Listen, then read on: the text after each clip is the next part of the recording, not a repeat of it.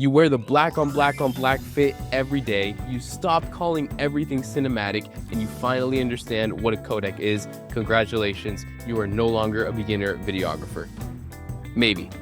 These are the top 7 signs to tell whether you are no longer a beginner videographer. Number 1, you don't rely on shooting everything at 120 FPS just to make it look cool and interesting. You're able to get good, interesting shots through your framing, your storytelling, and your color grading, rather than just putting everything in slow-mo. It's not 2016 anymore. Pouring coffee, slow-mo. Walking out the door, slow-mo. Getting a haircut, slow-mo. Nowadays, you use slow-mo intentionally. You know where it fits and where it doesn't, and you make the right calls for it. Number 2, you realize that lighting is more important than any of your other camera gear.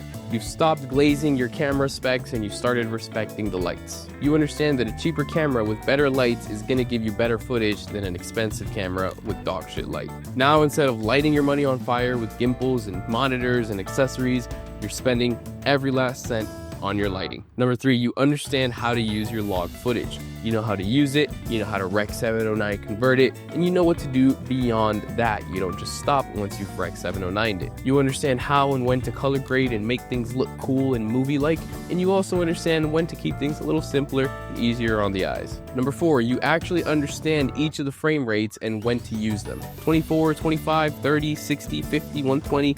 You understand what these frame rates are and when to use them. You understand what frame rates to have in camera, what frame rates to set your timeline at when you're editing, and you know how to mesh it all smoothly and seamlessly. You no longer have 24 FPS footage on a 60 FPS timeline, making it all choppy and tough to watch.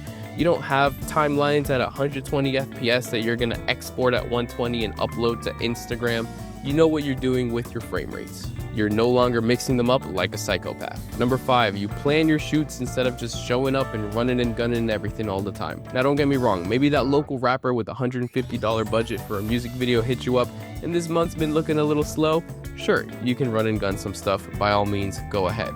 But when you've got actual real shoots with real money, you plan stuff out. You script, you plan, you shot list, you mood board, you storyboard, whatever you gotta do to ensure you can create the highest quality product for yourself or for your client. You're pre-planning, you're showing up ready to shoot, you've got everything all fast and effective and easy for your client, you're impressing your client. Good, more of that. Number 6, you finally understand that oftentimes audio is more important than video. There's a time where you spent $4,000 on your camera, $2,000 on your lens, and $20 on a mic, and now you know that that video is unwatchable. High quality audio, good processing is crucial to a video. And that doesn't even start to cover how important sound design is when you're making your video. If you don't know what sound design is, you're still a beginner videographer. But it's okay.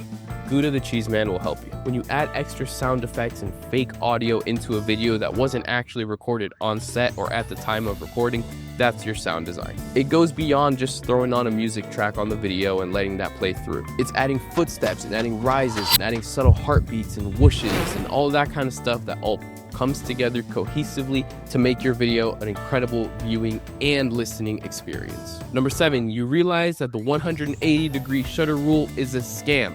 You've been lied to, I was lied to, everyone was lied to, it's all a scam. Double your frame rate or the whole world will collapse, they said. Now, you're shooting sports and you know to crank that shutter speed way up because you want that sharpness, you want to get rid of that motion blur, you want it to look cooler, sharper, spicier, better.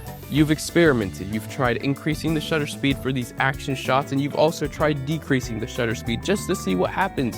Now you know what the shutter drag looks like. You know when to use it artistically and when to avoid it at all costs. The point is, you're making these creative choices on purpose. It's not just because the cheese man on Instagram told you to do so. You understand the reasoning behind it, when to use it, when not to use it. So did you pass? If you hit 5 or more, congratulations. You've officially graduated. You're no longer a beginner videographer.